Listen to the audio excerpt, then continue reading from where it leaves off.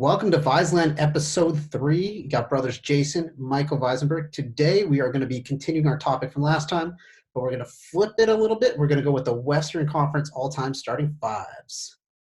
Yes, and as you recall from our rigorous guidelines that we had in the first episode of these all-time teams, we're going NBA only.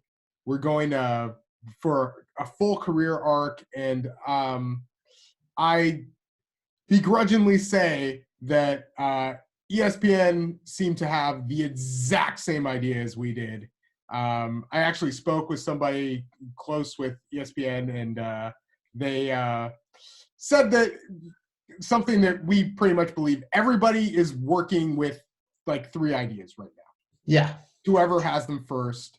They actually came out with theirs, I think, at 7 p.m. Eastern time, which was slightly before our video released. However, our video was recorded on that Saturday. And that same person told me that we needed to record this before their Western Conference list came out. And we had actually made that list on Tuesday. So I didn't change the list in the least. And we're going with it.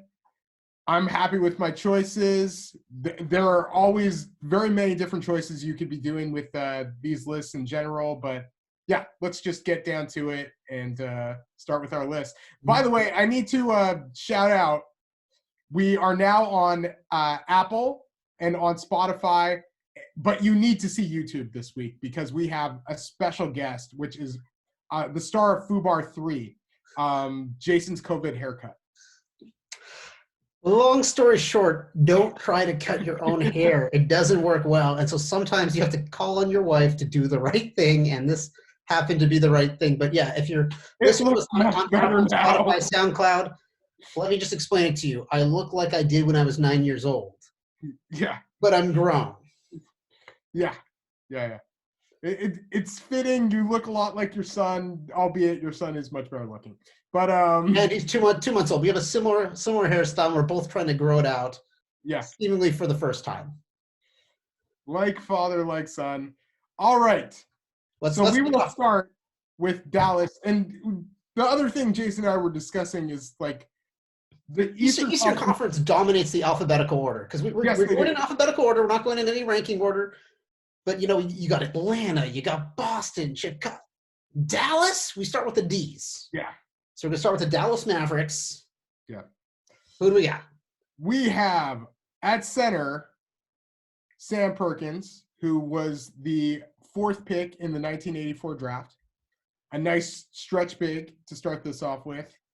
We have power forward Dirk Nowitzki. Duh. No questions asked. Ever. Yeah. Small forward Mark Aguirre. Shooting guard Rolando Blackman. And point guard Derek Harper, who never made an all-star team but was very solid and certainly is amongst the ranks of Dallas's top scorers of all time, top assist men.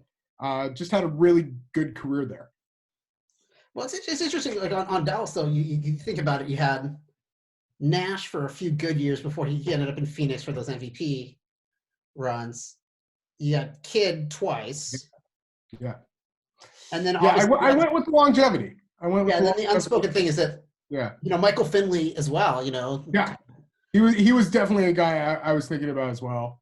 But then we all know Luka's going to be there. And it was tough because when Kidd was there, it was near the end of his career. Nash certainly had a higher peak than I would say either Harper or Kidd.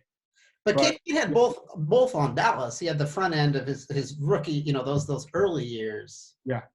Plus the back end. But together still not like a huge sample of his best work, like New Jersey or anything. But and then Luka is going to be there. Oh, for sure. I was almost thinking of putting him. Yeah, he's close to it right now. Obviously, this that's amazing. This 2019-2020 season that we're currently in is not going. But Luka's gonna be there soon. I mean, Mashburn, but I like that starting 5. Do we think they could compete today? If they have Luka, then I think there's a chance. Yeah, I think Luka and Dirk Luka together. wishes he had this team. Like with the team he has now, they're already looking really good. And I'd say with Luka, yes. Without Luka, probably not. Yeah. Though Dirk, would I think be happy with these guys. They're huge lack of star power outside of Dirk, like as far as just the upper echelon MVP candidate kind of player. But you think about it, like Perk, like he could shoot it a little bit too. Yeah. Oh yeah. At his time, and like kind of spreading the court. But yeah, like this team would be like kind of like one of those 5 out sort of teams. Yeah, and they'd be fun. Yeah, if you're judging by how they would play modern day. But yeah, it certainly would be a very good team. Yeah, I think if you put Luka in there, then things get very interesting. But without him, I'm not quite sure. Yeah, it's not a big named team. And then obviously moving on to the next, we got the Denver Nuggets. Do have Denver Nuggets, and I decided that it was time. Nikola Jokic is your starting 5. He played over Mutombo. Yes, he played the same amount of years as Dikembe Mutombo. Yes, Dikembe Mutombo won Defensive Player of the Year, had fantastic rebounding numbers. I just think you're getting further with Jokic, especially given modern day play. His peak as a player, I believe, much higher than Mutombo if you go by analytics. And what he did last year, even in the playoffs, like the fact that they really he does everything. Like, they almost made it to the Western Conference Finals. And I know that you have the iconic Mutombo, like, like that's such an iconic Denver moment of him holding the ball. That was cool. Yeah, I think Denver is going to have more iconic moments because they have Nikola Jokic leading the way. And he's still young, and he's still young, and he's done this to this point. He's still young and going, and got more to give. And the fact he can handle, and like he's one of the best passing big men of all time. Oh, totally.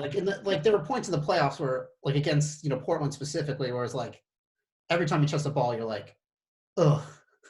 There's nothing that can be done to really stop him from doing something, either scoring himself or dishing it out.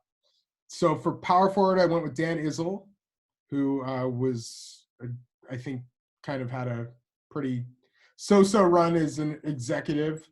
Went with the leading scorer of the 1980s, Alex English at small forward. No, totally. Not the biggest name you see all the time, but was scoring, had some good 30-point a game seasons. Yeah, one of the most consistent guys in the 1980s. David Thompson, who was another idol of Michael Jordan, played for North Carolina State, was a spectacular athlete and a great scorer.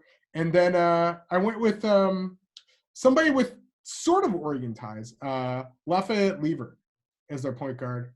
Was racked up tons of steals in the NBA. I believe he's the only guard to get a quadruple double in the game. Is that the correct? I'm going with it. No, because I was going to say Alvin Robertson did. Was it Alvin Robertson? Alvin Robertson did on the Spurs, back in the early 90s. I think you're right. But Fat Lever was a great player. He was still. I think he still had some triple doubles with steals. And then so notable players. No Melo. No, I skipped on Melo. Definitely thought about Melo, but yeah, like it just you're not. He didn't play power forward on Denver, and I just felt like Issel and English had like more established careers on Denver. And then just a shout out, friend of the program, Jamal Murray. Do we think he can get there? I'm hoping so. Again, super young player. It's not a slight for being. It's just career longevity. But yeah, big ups to Jamal. We won't mention other things about Jamal, but yeah, he's been just great with them so far. I say it all the time when I talk to people, and I say best Canadian player in the league right now. I absolutely believe so. Yeah. A guy who is quickly gaining on him is Shai Gilgeous-Alexander. Oh, Shai's great, but I think Jamal's just a little better right at this time of recording. Always keep that in mind. Very close. And I'd say for long term, Shea is looking like that guy. But Jamal always is a competitive player, and he was a huge reason why Denver almost beat Portland in the playoffs last year. Do we think these guys would win a championship? I think they would at least make it interesting. I mean, I think they'd be a good playoff team. I don't know, again, because you're thinking about all these guys, like none of them have really done it themselves yet. Yeah, but I think altogether, like it would be you have an athlete like David Thompson, you have defenders. Alex English is a guy who can score a lot of scoring power. Yeah. Yeah. A lot of scoring power. And Jokic is really like there's very few things he can't do other than get in tip top shape. Yeah. That would be man, like let's see. But he doesn't need to. I think he's great. I think he's great the way he is. Like I wouldn't change a thing. Yeah. And I think he does a great job of getting into shape during the season, but yeah, if he just start off that way, it would be very nice. This next team, I don't think there's a question. We have Golden State.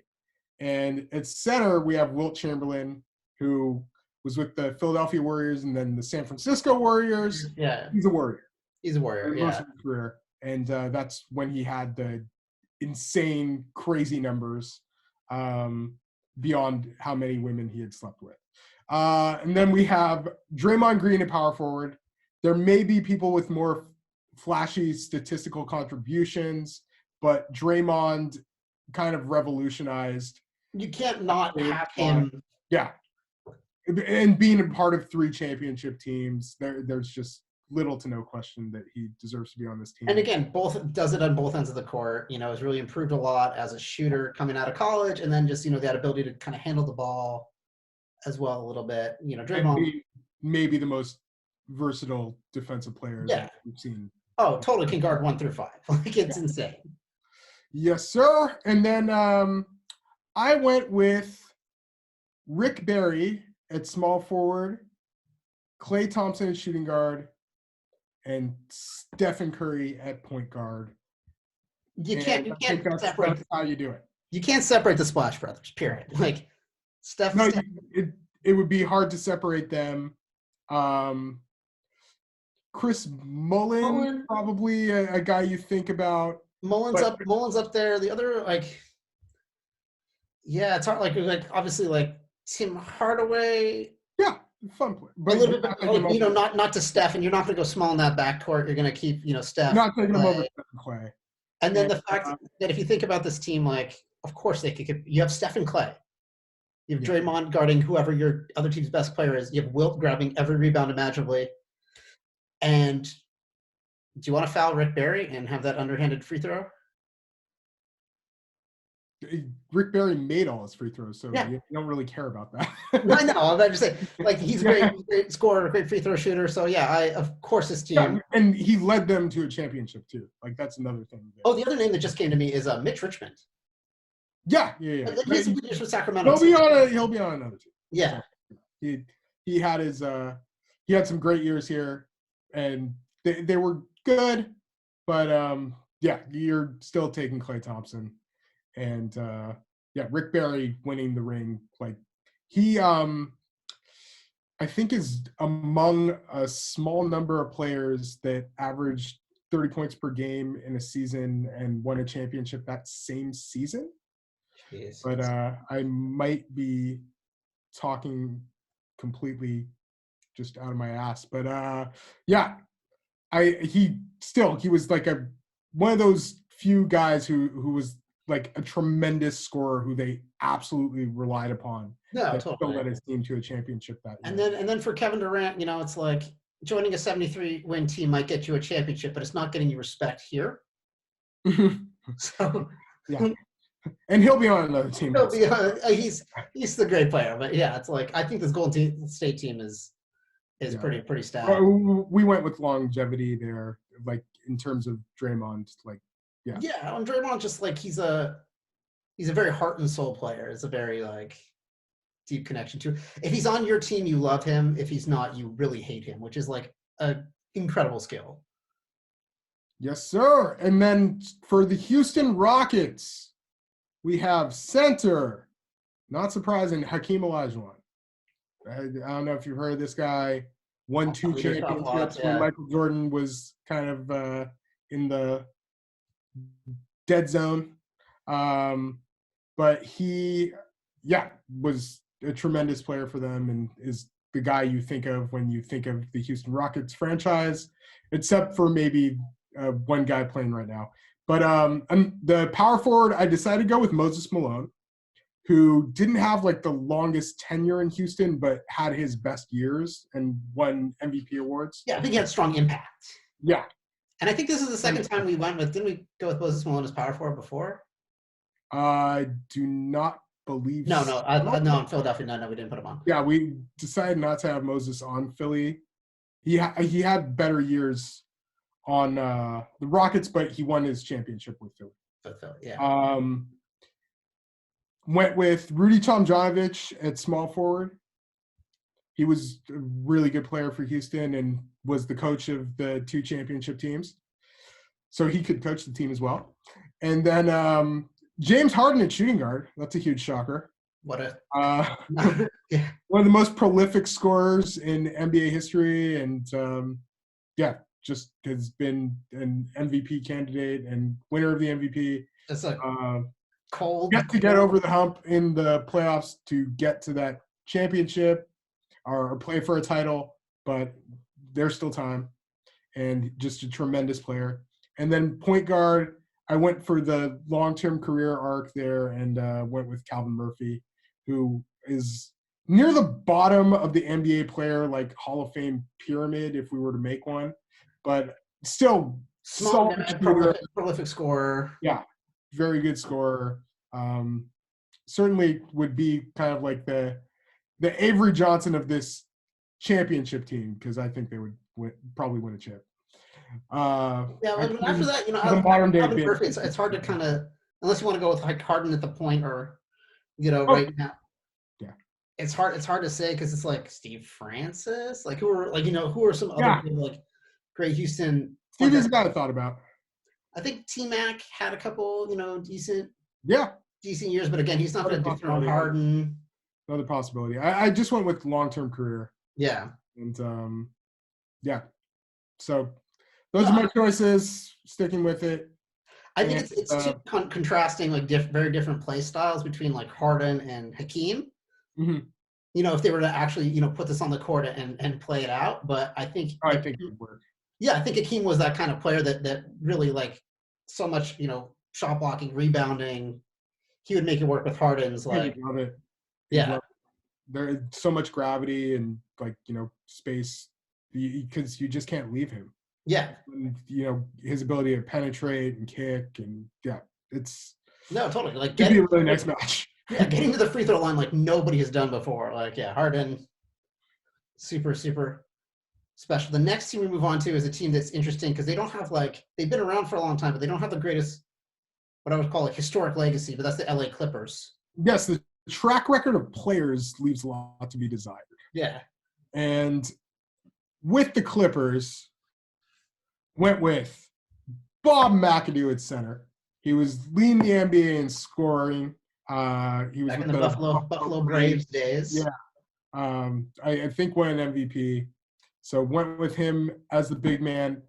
Blake Griffin at power forward, who leads as one of the Clippers all-time leading scorers, had some really good years there. Second all-time leading scorer in Clippers history. Went with Cory Mcgee at small forward. A little disappointing. That's the thing with the Clippers. It's like you look at their all-time history. It's like kind of. He was there for a while. He got buckets. Yeah. Not exactly a player you want on your all-time team, but got buckets. Certainly looked the part of a guy who is like built like an absolute. Oh yeah, tank. I used to see him where I worked, and he looked like an NFL tight end. Yeah. Like he was a big, in shape dude. From like a physicality perspective, you just wish he was maybe a tad bit better at basketball. And then you of course still have hopes for Kawhi Leonard to eventually claim that spot. Oh, totally. He's year one there, so obviously, Went with Randy Smith at shooting guard. He is their all-time leading scorer. Wow. And then Chris Paul at point guard. Clippers truly had a few of their best years with that man leading the way. Yeah, I honestly those Lob City teams comprised, and then I think this current team now, possibly, if we revisited this in, 5-6 years, Paul George, Kawhi. Yeah. Would probably if Chris Paul is your point guard on your all-time team, you're probably pretty happy about it. Yeah. Oh, he's again Chris Paul plus Blake plus someone like Bob McAdoo that was such a consistent scorer. Yeah. But again, nobody expected Oklahoma City to be competing for a playoff spot this year, and Chris Paul has just been totally as always. He could win with almost anybody, but as 35 to start next season. But yeah, he is a tremendous player. But as is the tradition in the history of the NBA, Clippers are always kind of the JV to the Lakers being the varsity. So let's break down. Yeah, we still feel like they would be even in this situation when it comes to winning the championship. So again, because you can't the Lakers are one of those historic teams too, where it's especially in that period of the 70s, it's you trade for, things aren't going well, you trade for Kareem, you pull off a very ridiculous trade of an old veteran player as a Hall of Famer in Gail Goodrich, but then you get, a non-protected, because back then they didn't have the lottery. So you get this, you trade with Utah to end up getting Magic, then you make another trade with Indiana to end up getting that number one pick after you win a championship to get, James Worthy. It's and then Shaq, and then Kobe, and then LeBron comes to it's a team that has they can complain all they want about the Chris Paul veto thing, but it's they've done okay. Yeah. Go back and look at some of those Lakers championship teams, and you'll see just what we're talking about. Yeah, it's. I mean, they had Bob McAdoo. They signed him before one of the championships in the 80s. So, they got a lot of guys like that on short-term deals as well. So there's a lot to choose. There's a big player pool to choose from in the Lakers. But who did we? I say for this one, because there's so much front court history of the Lakers. Let's start at the bottom. Let's start with the guards. I'd prefer to start at the top. Start with the okay. I am going to start with Kareem Abdul-Jabbar, and he won 5 titles with the Lakers, some MVPs. Was just still a fantastic player, maybe the best in the league once Magic Johnson came into the picture for a few more years even. And so I went with him. I saw that ESPN decided to go with the Shaq Kareem frontcourt. And if you're talking about peaks, because Shaq did have his best time in his career with the Lakers. Lakers, yeah, no doubt. Yeah, that's one way to go. The way that I went was with Elgin Baylor at power forward, probably considered more of a wing, but he was so strong, and I'm just going to consider the fact that he probably would eat the genetically modified foods to make him a little bit bigger. Well, yeah, I think today. Yeah, today. I mean, and absolutely kill this modern era and be that small ball forward, but probably still able to guard the perimeter, which is why this team would be so much more interesting and maybe one of the most interesting teams. I decided on the wing to have Kobe, Bryant, and Jerry West. You can play them at whatever positions you'd like. And then Magic at point guard. Magic Johnson. Magic would probably guard a lot of fours. And, you could have Jerry West guarding the 1 or Kobe. I just think the small ball versatility of this lineup would be breathtaking. With even with Kareem being the, kind of throwback big who could play in this modern game because he was a tremendous athlete. Well, he had his he had this guy hook, he had his thing, and I think Kareem outlet to Magic run up the court. You got, you're filling the lanes with Baylor, Bryant, West. Yeah, Jerry West was a phenomenal passer as well. And if Jerry West had the 3 ball, the 3-pointer, that skews his scoring, his scoring numbers. Right. And you think That's one of the players from that time who you just really wonder what having a 3-point shot would have done for him, because he would have been absolutely tremendous. Like the fact that famous like 60-footer that he launches to tie the game only counted as 2 points. 2 points, yeah. Like he's, and then you look at this team and you're like, obviously this team competes today, where no need to debate, but you look at the guys that are left off the team. You know, we talked about Shaq. You have James Worthy. You have, Wilt didn't necessarily have his best years, but, he had some decent years. Definitely had some great years there. And Goodrich is a Hall of Famer. All time for the Lakers is the 71-72 team. Yeah, like Powell had a few great years. Yeah. Not his whole career, but, some very good years there. Jamal Wilkes. Yeah. Most of the guys you mentioned, there's like no way they could be among this team. Yeah, no, totally. And these are Hall of Fame guys. Yeah. Still, and then the one name that's not there that who knows what could happen in a couple years is LeBron James. Oh yeah, Anthony Davis, like possible. Oh man, for sure. Like let it be. Anthony Davis spends his career with the Lakers. Like he could be in the conversation. We were hoping to find out this year. We'll see if that happens. And let's move on to the Memphis. Oh, that team would obviously win a championship. Yeah, they would. Let's move on to the Memphis. It's so hard. Yeah, it's like, no question. Yeah, like they're the team in everyone's mind of like all time. You can't. I even whipped out my old Lakers stuff I dug out of. I've had this stuff since I was in middle school. Yeah, it's the Lakers. Yeah. Interesting. That Lakers Blazers blend. Eee. You're going to be pissing a lot of people off. I am who I am. I'm a Blazer at heart, but I went through a Lakers phase in like middle school.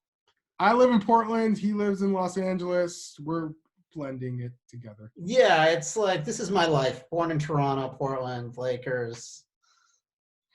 So, the Memphis Grizzlies, one of the most exciting young teams in the NBA. Jamal Murray may be on this list one day. Jaren Jackson certainly seems to be on his list. Totally. But for now, we're going with the brothers in the front court. We have Marc Gasol and Pau Gasol. Over Zebo. I went Pau over Zebo. And I just felt like Pau was kind of leading those teams. As fun as it would be to see Mark and Zach together again. Mark and Pau. Exciting team because they're two grinder players. They're not putting fans in the stands, but Pau was playing for Pau was traded for Mark. Yeah. And seeing those guys play together like they did in Spain, or with Spain, I should say, that would be very, very cool. It's like skilled 7-footers. Kind of a high post, low post thing. And I went with small forward. I went with career arc with Rudy Gay.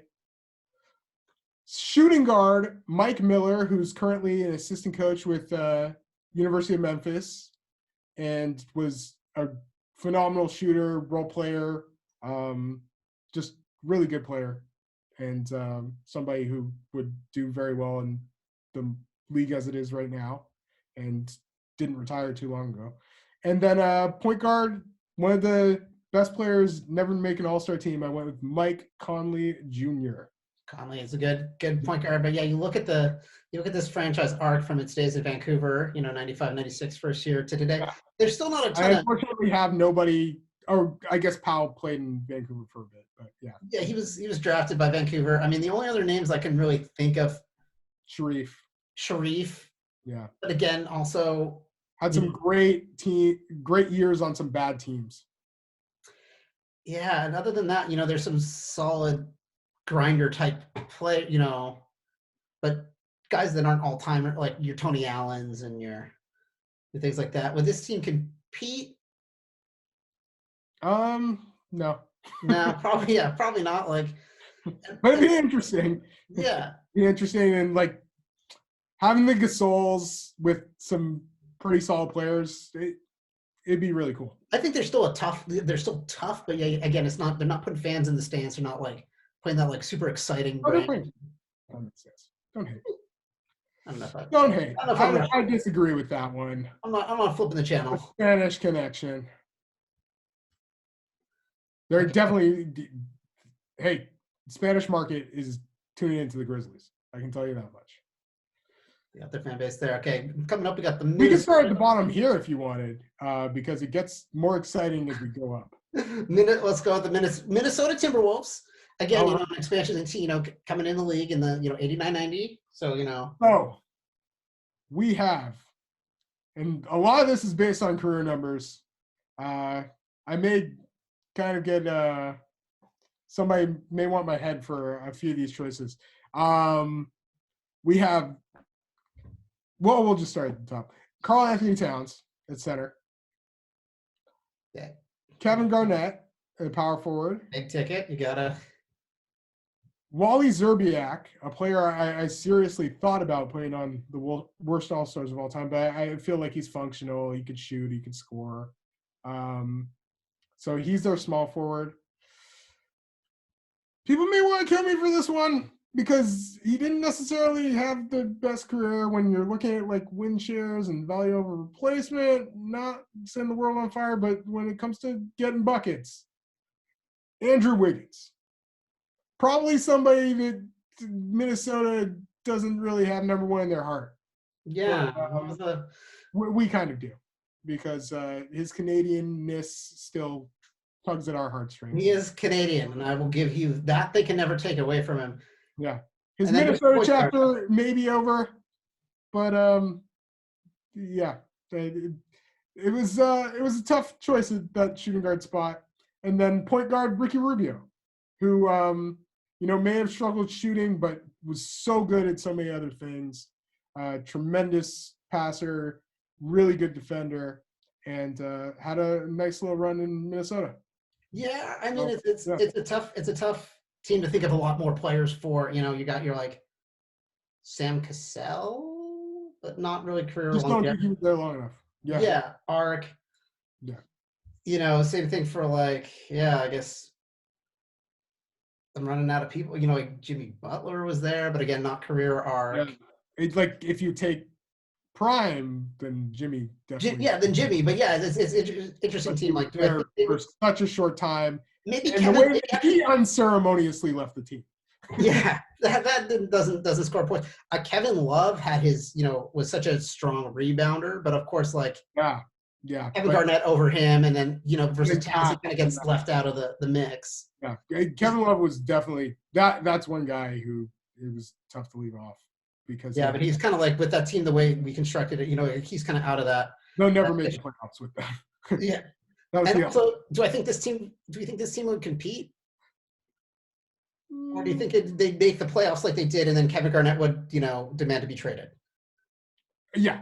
We'll go with the second one. Yeah, like I think it would be like it would mirror real life quite a bit, where they could get into the playoffs because Kevin Garnett, such a versatile, great player, and then be unhappy and want to go to a much better place. If that backcourt was a little better, then we could maybe talk about things.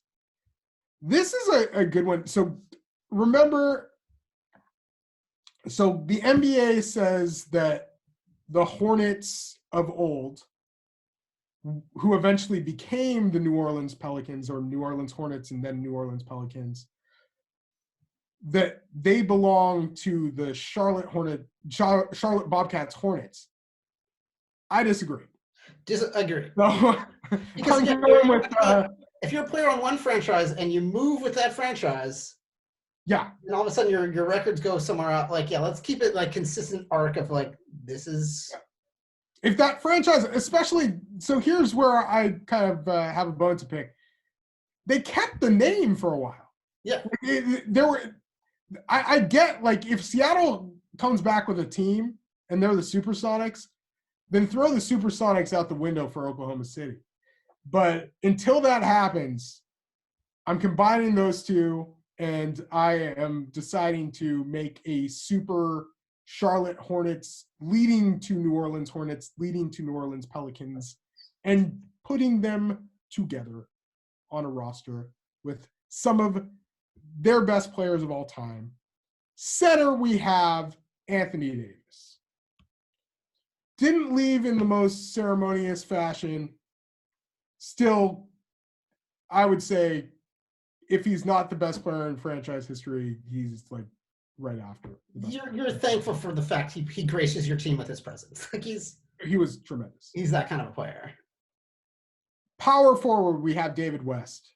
Had many good years with that franchise. No, super consistent post player. Yeah. Then for the wing spots, I went with former Charlotte Hornets, Glenn Rice, and Del Curry. We've got some shooting. We have got some shooting. Oh, yeah. Glenn Rice was a... Defense, I don't know.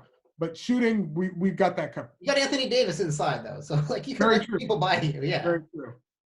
And the rugged play of David West. And then point guard, we have Chris Paul once again. Chris Paul on 2 franchises. I'm sure Houston people are fighting for him over Calvin Murphy. But, yeah, this is a team. This is a team I think there's some other names, too. I mean, I think, like, I like Jamal Mashburn for a while. Like, I think in the late 90s, like, he was really taking them on some decent playoff runs. Yeah. I think Glenn Rice was just a little ahead of him in terms of all-time production with that team. No, he had some great – yeah, Glenn Rice had some great all-star years, too, with the Hornets. Obviously – Del Curry, he's gonna be shooting he's that like spot up shooter that you want on your team. Like surprisingly, like I think basically surrounding Anthony Davis with talent can do amazing things. Like well, the fact that Chris Paul and Anthony Davis got together finally, and then you have all those scorers around them as well. Like that, they're competing. I feel like possibly winning the championship. That's a really good team. No, yeah, it's one of those that you wouldn't think, from the outside just looking into like what teams are going to come out and look really good. But yeah, it definitely looks good once you start saying it out. The next team, of course, we're continuing with our controversial trend. So we moved on from New Orleans Pelicans. We are coming up to the Oklahoma City Supersonic Thunder. I was flat out told that it's sacrilegious to combine the Seattle Supersonics and the Oklahoma City Thunder. But until Seattle justifiably regains its franchise, hence taking the Supersonic name completely away, I'm going to combine them. So, sorry, my bad. It's happening. Yeah, it's been sad for a long time. I mean, Starbucks, Howard Schultz is really solely to blame for the only one guy wondering this. Yeah, only one guy from who was only played in Oklahoma City. But I went with Jack Sikma, who was the center on Seattle Supersonics championship team. Known for his drop step. I mean, he was a good center. Off the post. Went with the Rain Man at power forward, Sean Kemp, Kevin Durant at small forward, Russell Westbrook shooting guard, the glove, Gary Payton. One of the few things that got Michael Jordan to laugh and hence made the world happy, really, is the glove saying that he could shut down Michael Jordan. And then having other people saying, oh, yeah, he did that, and so on and so forth. They still won. But this would be a hell of a team. And I think they would compete for a championship. I think defense, defense in the backcourt with Gary Payton and Russell Westbrook running out. I mean, Durant, Deshaun Kemp. Yeah, I think this is definitely court size. Yeah, no, totally. We're talking big front court, but like quick, agile backcourt that's not tiny. Like, Russell Westbrook's not a tiny dude. Like, he can play too. Mm-hmm. With the glove. Yeah, I think the only name, like, I think of, Dennis Johnson, but again, Gary Payton and Russell were so crucial to that franchise. And, like, I hope Seattle gets a team back. I would love to see a team, as, a Portland person, I like to see Portland beat Seattle. Yeah. So And then Detlef Schrempf, I think, is one guy who, if you wanted to possibly move Kemp up to the 5 and play Kevin Durant 4 and have Schrempf like the shooting. yeah, no, Schrempf was a guy that was, kind of ahead of his time. Very, very intriguing. Yeah, no, this team would be super would be selling tickets and jerseys and also be winning some games. Yeah. So with the Phoenix Suns, I decided to go with Amare Stoudemire at center. Almost got them over the hump, just wasn't quite there. Went with Alvin Adams, who is, I believe, the franchise's all-time leading scorer. Just behind, but yeah, still had a great career with Phoenix. You could argue for Charles Barkley here. He wasn't there very long, but he had Charles Barkley, he had his MVP individual year there. Yeah, for sure. I went with Sean Marion. Had a very, very good career with Phoenix. Matrix, yeah. Walter Davis at shooting guard. Another player that Michael Jordan had mentioned, or people have mentioned Michael Jordan had kind of looked up to and possibly taken a few of his moves. And Steve Nash at point guard, because he was a 2-time MVP and made that team very, very good. Oh, no, Steve Nash, you can't go. I mean, the one thing I remember about Phoenix coming up in that mid-'90s period where they had – this was Steve Nash early in his career, and they had didn't they have a 4-point guard lineup? They had Kevin Johnson, Jason Kidd, Rex Chapman, Nash. They had a really small ball. They were a super small ball team for a brief period. When Jason Kidd had blonde hair. Yeah. I don't know if anyone remembers that period. We're trying to forget. Yeah, it was a thing. It was a defining moment. Yeah, I think Kevin Johnson did have a great career there. Jason Kidd, Tom Chambers, or some other names. Yeah. But I definitely think our Thunder Dan Marley. Yeah, no. I take Walter Davis. You take Walter Davis over? Yeah. I like Dan Marley. He's an all-time leading scorer for Phoenix. And Dan Marley, yeah, very good player. He would fit in with that team as well. I think. Do you think they compete? I think Steve Nash being the type of player that he is. They have a chance. I think they have a chance. It's always hard to count Steve Nash out. And that Nash to Amare pick and roll was so key for a couple of years there for them. You have a couple all-star level guys with these guys as well. But the eras are different, and this team would run. This team would score a ton of points and give up a ton of points. But yeah, I think you would be interesting. We haven't talked at all about coaches, but yeah, this is the time you envision Mike D'Antoni still being there for this. And then go on. Yeah, let's keep it moving, because we're going to come up to a team that's very near and dear to our hearts, which is our beloved Portland Trailblazers. I know there's going to be a lot of the time has finally come. I have a lot of strong opinions about a lot of players, throughout the years. But yeah, let's see what we. I think I like our 5 here. We have Bill Walton at center. You can argue that he only played maybe 60 games with the Blazers. The key for his career is. The key for his career is 1977 and 1978. That, and just the few games he played in, he was the best. The season he was healthy was the season he was MVP, season the Blazers won. Period. 48 and 10. Yeah. Their record, the year he won MVP. They were probably the favorite to win the championship if he had not been decimated. He was a tremendous, tremendous basketball player and was an amazing passer, rebounder, defender. Again, ahead of his time in a lot of ways. Oh man, just he was. If you ever get a chance to watch Bill Walton games, definitely check it out. He was basically like Jokic if Jokic was a rugged interior defender and blocking shots at a ridiculous rate. Bill Walton was an absolute rim protector. Power forward Lamarcus Aldridge. finishes as one of the Blazers' all-time leading scorers. I mean, he was a go-to guy for for a good couple years. Just had a longer time there than some of the other power forwards that you're thinking of, including Rasheed Wallace, who was I think like Maurice Lucas and Rasheed, but like I think as far as career, even though Lamarcus didn't leave on the best of terms, neither did Rasheed. Yeah, definitely neither did Rasheed. Wings, we have Clyde the Glide Drexler, who was a bridesmaid a couple times in the NBA Finals.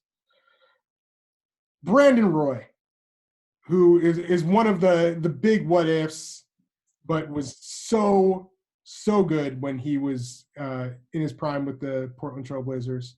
And then the number one player in the hearts of Portland right now is Damian Lillard. And he you have to have takes the reins of this team. Waves bye-bye to Oklahoma City just as a franchise. Oklahoma City, Seattle Supersonics. Waves hello to their rebuilding process. Yeah. It's coming along actually pretty well. But no, Blazers, one could say. Dame is clutch. Brandon Roy was super, super clutch. Unfortunately, like Brandon Roy, it's just one of those, because he and Bill Walton, you look at them both, and they're both these Blazer players that were so talented when healthy, and that just didn't get to have the careers that they deserved, I guess, in the way that they were so injury riddled. I mean, I love this roster because, again, you have Dame, who's that point guard, but then also you can give it to Brandon Roy, let him take the ball up the court, let Dame kind of run off the ball. Clyde runs it, Lamarcus with that kind of post up and mid range. And then obviously Bill Walton, just kind of a player who was ahead of his time. And obviously I'm insanely biased, but yes, this team would compete. Oh yeah. I would be watching a lot of games. Great team. Yeah, I think this team would absolutely compete. And maybe the greatest five in history. No bias. No bias. We'll talk at the end. No agendas. Yeah. On this being the greatest starting five in NBA history, if it were to be assembled. The Sacramento Kings had some great years. It seems like forever ago, but they've become one of the bigger laughingstocks of the league. We're hoping they're putting it together. When their owner wanted to play 4-on-5 and have one person just stand under the basket all the time, I mean, that kind of loses you a little credibility in the eyes of the basketball scholars. The fact that they were going to pour some dirt so he would look like a t-ball kid playing in the dirt as well. That I felt like that was over. It was such a it worked in my kid's 12-year-olds league. It's this is the NBA. These guys are. I believe it was his kid's 6-year-old league. Yeah, these guys get off the court. If you see. I wish everyone had the ability I have in my life to see some of these guys up insanely close in wreck situations, and just to see how quickly these people get from point A to point B and up in athletically. You can stand under the basket and they will still get to you and block you. These guys are insane athletes. The fact that they still get open a lot when they have 5 players playing defense would also kind of come into play there. But very situational strategy. Yeah. Not a whole game strategy for grown men. But Sacramento's got a nice little team. I saw that ESPN went with Jerry Lucas at center. I'm still rolling to Marcus. I know he never made the playoffs there. His teams were a train wreck. He was the one pick that they kind of got right. Even though you may not have loved everything he did. Still a tremendously talented player. So I went with him and then finally gave him a team. You have Chris Webber at power forward. You have Peja Stojakovic at small forward. Mitch Richmond at shooting guard. Good score. And then at point guard, you have Oscar. That's actually pretty good. That team's competing for a championship. Yeah, that's a pretty good team. Yeah. I mean, and again, Chris Webber is one of those. They may not be winning, but they're competing. They're a damn good team. And Chris Webber is one of those guys, again, kind of ahead of his time, and a lot of the things that he could do, his skills as a passer. Yeah. And I think the thing with this list too is all of these guys like had their prime years with this franchise. And all of them except Chris Webber and Peja Stojakovic were generally disgruntled during these Yeah. during these times. Because like those early 2000s teams were so they were, second to that Lakers. But I mean, there's that one shot that it doesn't rim out, tip out, go to Horry. Oh man. The Kings are in the That was a really close series. Yeah. And one of those players the Kings took the Lakers to like even when the Lakers I think won that first year, like the Kings took them to 5 games. No, they were competitive. And like they have some good guys too. Like Bibby is one of those guys, unfortunately, I don't think makes this list, obviously, but he's one of those people I always wished for so much more from him. Like he had that one great series against the Lakers, and I thought he was gonna like take this into this all-star. Talk about like a clutch player. Strata, but he was so good in that playoffs. But yeah, no, I think this team does compete. Again, I still think it faces those same problems in the in the playoffs against these other great teams. But yeah, like Chris Webber, Boogie, Mitch Richmond getting 20, and then just Stojakovic's shooting ability with Oscar's versatility. Yeah. And then we got the old. Finally, Sacramento has a well put together team.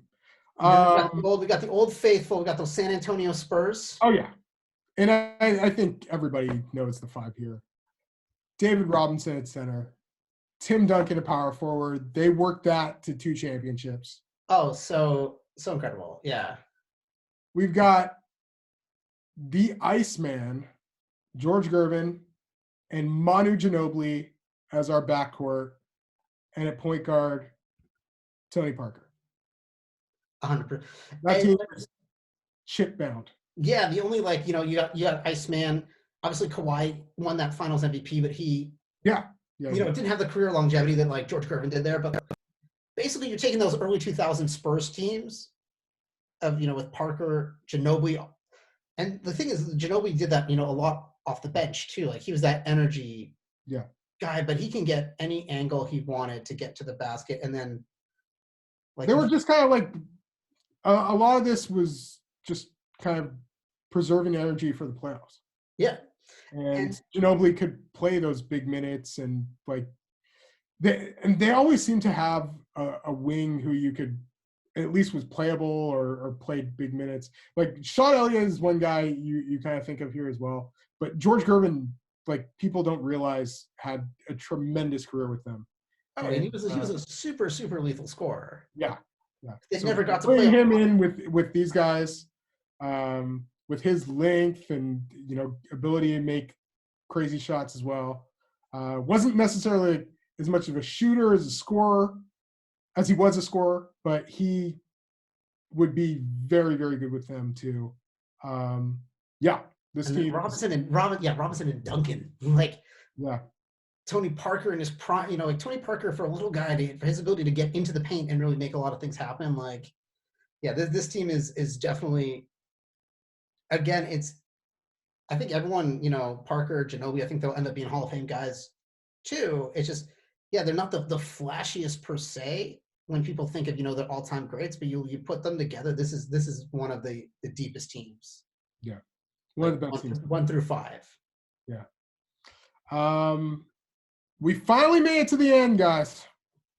Thanks for sticking around. Definitely follow us on Apple and Spotify and check out JB's new haircut on YouTube. Utah. Another team. Always the bridesmaid, never the bride. Center. We have the defensive presence, the Stifle Tower, the first guy to get COVID. Coronavirus. Clutch everyone's microphone. What he'll always be known for. Sadly, no matter what he does in his career, he's kind of always going to be that guy now. Way to go.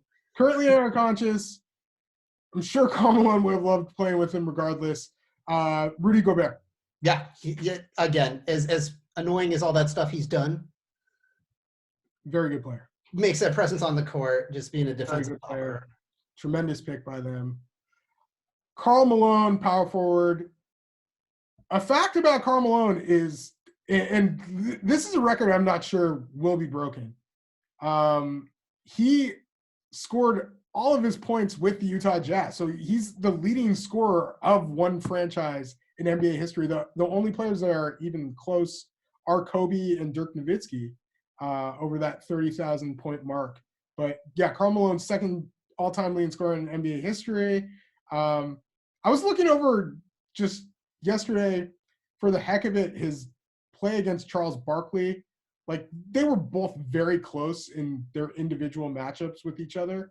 Probably slight advantage to Karl Malone. Then, for the heck of it, I looked up his individual matchups against Shaquille O'Neal. And Karl Malone had an 8-1 record against Shaq in the playoffs. They played those two series to get to the finals during, I guess it was 96, 97, 97, 98. And honestly, just Karl Malone was just getting buckets, man. One of the strongest dudes of all time. Just like for sure. Strength, just like. Yeah. So yeah, I think that give and go that he would run with, like the pick and roll and give and go he and Stockton had was fantastic. I didn't put John Stockton on this team. I am absolutely kidding you. Because yeah, John Stockton is definitely on this team. The NBA all-time leader in assists, steals. Yeah. Wings went with a fun scoring duo who weren't necessarily part of any championship teams. Pete Maravich, when he played for this franchise, I don't think even made the playoffs. But he was just putting up buckets and. Yeah, did it matter? Look at his stats. You want Pete Maravich on your all-time team because that's going to sell tickets and it's fun as hell. Yeah, the guy was an absolute basketball wizard. For the real young people who have never seen a Pete Maravich training video, watch it, be entertained, and be amazed at just how insanely fast his hands were. And just he built the skill sets you can learn are just He also had an amazing college career where his team won maybe 5 games. Yeah, when your dad's the coach, these things can happen. Hyperbole definitely there, but yeah, he was a great show. And as John Wooden told his dad, it's great that he can do all the offensive stuff, but if you don't work on his defensive footwork, he'll never win a championship. It was a premonition. Yeah. And then finally, we have an all-time great scorer and had his best years with these Jazz teams, Adrian Dantley. No, great scorer. The only thing I think on Utah is really maybe in a few years Donovan Mitchell. Yeah, possibly. Maybe career trajectory, but yeah, no, I think this team definitely. If Donovan keeps going at this rate, he'll pass Pete. Because, Pete. At the rate he's going in again, Stockton. Donovan already made the playoffs. Yeah, Stockton and Malone. You're competing, so. I mean, yeah, I don't know if anybody on this franchise is set to pass them, but yeah. And so looking at the West, who do you think is that team that would come out? Lakers. Yeah, we have to ask the question. Yeah. Answer is I have to ask. San Antonio would make it fun. Yeah, but come on. That Lakers team? Yeah, I know. They're just one of those 1 through 5. Yeah, yeah. Some of the best, you look out the top 10 of all time, and they're all right. You have 3 guys. Yeah, they're all hovering right there. Then if you put in Shaq, you would have 4. Yeah. Yeah. Elgin Baylor for the longest time was hovering right around that list, but people always just kind of take away. Plus, he never officially won a championship. He was starting off the season with that 71-72 team, but didn't really end up playing when they went on their absurd run. Yeah. But, I mean, and then definitely, let's just say 5 to 6 years from now, maybe LeBron. Yeah. If he brings championships to LA. We'll see. I mean, if you're talking about all-time great players. Okay. Speaking of LeBron, I decided to we're going to amend one Eastern Conference team and doing this in the pettiest way possible. Paul Pierce decided to just take LeBron out of his top 5 all-time best players and add Kobe. We are going to take Paul Pierce out of our Celtics team and add Kevin McHale. You were right, JV. Let's add Kevin McHale. That's the one amendment I'm willing to make. So yeah, I'm gonna hold on everything we've said, but yeah, we're not below anything on this show. That's the one thing you're gonna learn. Yeah. But basically, you guys have seen our Eastern Conference, you've seen our Western Conference. If you have any players you think are missing or any teams you like and you think would win that championship, let us know in the comments. Make sure you're checking this out on Spotify, Apple, SoundCloud, here on YouTube. Subscribe, like, review, do all that stuff. If there's anything you want to hear us talk about, let us know, because we don't want to listen to it, but maybe we'll consider it in some parallel universe where we care about your opinion. It's COVID. Things are slow. We're trying to give you content. Yeah. If you want to give us content, we'd appreciate it. There's no live basketball happening right now. Only in our minds. Yeah. Only in our minds. Watch old games. Look up these players that we've given to you. We just have thrown down 150 names for you to check out, and many more for all the honorable mentions we gave. 151 actually, because McHale replaced. Yeah, we took out Paul. Paul Pierce got a little bit of run, but then he just got cut because these teams don't have a bench. There's no coming back. So once you're out, you're out. Yeah, I think the Celtics voted him off the team. Again, the Celtics would be one of those other, like if we talk about taking the East and the West, it'd probably be that Celtics Lakers again. And we'll let you decide who you think is the winner. Go back and play the video game. It's terrible compared to what they have now, but that was what happened. In the 80s, Lakers, Celtics ruled it all. In the aughts, you got some nice Lakers. You got some nice Lakers, Celtics again. And I don't think it'll come back for a little. I mean, Boston's got some young. Oh, man. They're already two of the, best teams, yeah. Near the top of the East, near at the top of the West. Yeah. Jason Tatum is a guy who I already like more than Paul Pierce than I ever did as Paul Pierce as a player. So, yeah, Paul Pierce, tremendous player, terrible analyst. Well, sorry to throw him under the bus there, but no, I'm not. And the best thing about this is our list as of right now. In this time, something in 5 years, 10 years could look a little bit different, based on players coming in and stuff into the league. So it's super exciting. So definitely check out Viseland, because we're going to keep updating these kind of things and giving you that basketball content. So thank you guys so much for tuning in, and we hope to catch you next time.